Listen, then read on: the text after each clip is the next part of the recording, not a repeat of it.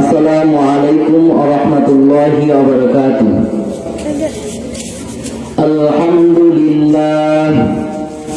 আলহামদুলিল্লাহি আস্তাঈনুহু ওয়া নাস্তাগফিরুহু ওয়া নাউযু বিল্লাহি মিন শুরুরি আনফুসিনা মান ইয়াহদিল্লাহু ফালা মুদিল্লা লাহু ওয়া মান يضلله فلا هادي له وأشهد أن لا إله إلا الله وحده لا شريك له وأشهد أن محمدا عبده ورسوله أما بعد فأعوذ بالله من الشيطان الرجيم بسم الله الرحمن الرحيم قل هل يستوي الذين يعلمون والذين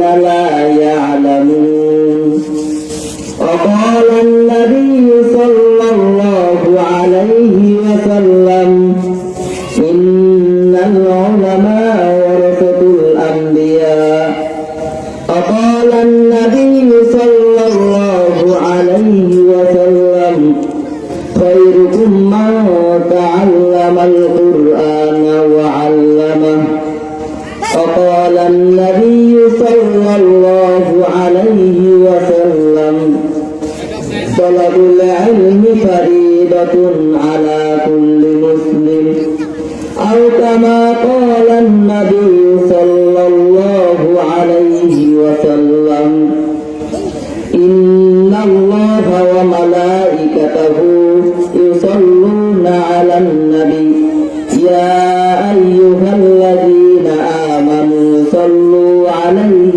وسلموا تسليما اللهم صل على سيدنا ونبينا وشفيعنا وحبيبنا ومولانا محمد صلى الله عليه وعلى آله وأصحابه وبارك وسلم اللهم صل على سيدنا ونبينا وشفيعنا وحبيبنا ومولانا محمد صلى الله عليه وعلى آله وأصحابه وبارك وسلم আলহামদুলিল্লাহ জামিয়া হুসাইনিয়া মারকাজুল কোরআন মাদ্রাসার উদ্যোগে দুদিনব্যাপী তাফসীরুল কোরআন মাহফিল আজ মাহফিলের শেষ দিনে মাগরিবের পূর্বক্ষণে আল্লাহ পাকের দরবারে লাখো কোটি শুকর আদায় করি যে মহান আল্লাহ পাক রব্বুল আলামিন এখানে আসার বসার তৌফিক দান করেছেন এবং আমাকে কিছু কথা বলার তৌফিক দান করেছেন এজন্য সকলে একবার শুকরিয়া আদায় করি আলহামদুলিল্লাহ। আলহামদুলিল্লাহ। আমি পবিত্র কোরআনুল কারীম থেকে একটি আয়াত তেলাওয়াত করেছি। আল্লাহ পাক রব্বুল আলামিন পবিত্র কোরআনে বলেন কুল হাল ইয়াস্তাউল লাযিনা ইয়ালামুন ওয়াল লাযিনা লা ইয়ালামুন। হে নবী আপনি বলে দিন যারা শিক্ষিত যারা অশিক্ষিত তারা কি এক হতে পারে? নবী করিম সাল্লাল্লাহু আলাইহি ওয়াসাল্লাম বলেন তলাবুল ইলমি ফারিদাতুন আলা কুল্লি মুসলিম। ইলম শিক্ষা করা প্রত্যেক মুসলিম নর নারীর উপর ফরজ। ইলম শিক্ষা করা ফরজ করেছেন। তো আমরা ইলম শিক্ষা করব কার কাছ থেকে? আমরা ইলম শিক্ষা করতে হবে আলেম ওলামাদের কাছ থেকে। আমরা যে আলেম ওলামাদের কাছ থেকে ইলম শিক্ষা করব সে আলেম ওলামাদেরকে কি পরিমাণ সম্মান করতে হবে? নবী করিম সাল্লাল্লাহু আলাইহি সাল্লাম বলেন ইন্নাল উলামা ওয়ারাসাতুল আম্বিয়া। আলেমরা হলেন নবীদের ওয়ারিস। নবী করিম সাল্লাল্লাহু আলাইহি সাল্লাম আসার পর নবুয়তের দরজা বন্ধ হয়ে গিয়েছে। সেজন্য নবী করিম সাল্লাল্লাহু আলাইহি ওয়াসাল্লাম আলেমদেরকে নবীদের ওয়ারিস বানিয়ে দিয়ে গেছেন। তো নবীদের দায়িত্ব এই আলেমরা পালন করেন। তো আমরা যদি কোনো আলেমদের সাথে বেয়াদবি করি তাহলে সরাসরি নবী সাল্লাল্লাহু আলাইহি ওয়াসাল্লামের সাথে বেয়াদবির সমতুল্য হয়ে যাবে। অতএব সবসময় আমরা আলেমরা যে পথ বাতলে দেয় সবসময় ওই পথে চলতে হবে। আমরা আলেমদেরকে সম্মান করতে পারবো না, তো আলেমদেরকে কষ্ট দিব না। ইমাম বুখারী রাহমাতুল্লাহি আলাইহি যখন ইরাক সফর শেষ করে নিসাপুরের উদ্দেশ্যে রওনা দিলেন, যখন তিনি নিসাপুরে পৌঁছলেন তখন তিনি হাদিসের দর্শ দিতে লাগলেন সেখানে। এতে হাজার হাজার ছাত্র সেখানে জমায়েত হতো। কিন্তু এক ব্যক্তি কিছুদিন যেতে না যেতেই তার এই ক্ষেত্রে সহ্য করতে না পেরে তার নামে এই অভিযোগ আনলো যে ইমাম বুখারী রাহমাতুল্লাহি আলাইহি নাকি কোরআনকে মাখলুক বলে স্বীকার করেন। তখন তার থেকে সমস্ত মানুষ মুখ ফিরিয়ে নিল, শুধু এক ব্যক্তি তার থেকে মুখ ফিরালো না। এতে তার দর্শ বন্ধ হয়ে গেল। তখন ইমাম বুখারী রাহমাতুল্লাহি আলাইহি সেখান থেকে নিসাপুর থেকে বোখারা চলে গেলেন। যখন বোখারা চলে গেলেন সেখানেও তিনি হাদিসের দর্শ আবার শুরু করলো। এতে হাজার হাজার ছাত্র সেখানে জমায়েত হতো।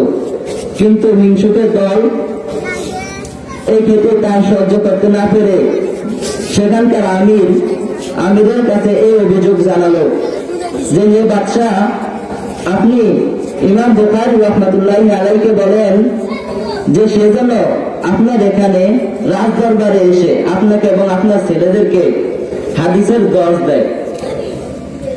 তখন ইমাম বুখারী রাহমাতুল্লাহি আলাইহির কাছে এই বলে চিঠি পাঠালেন।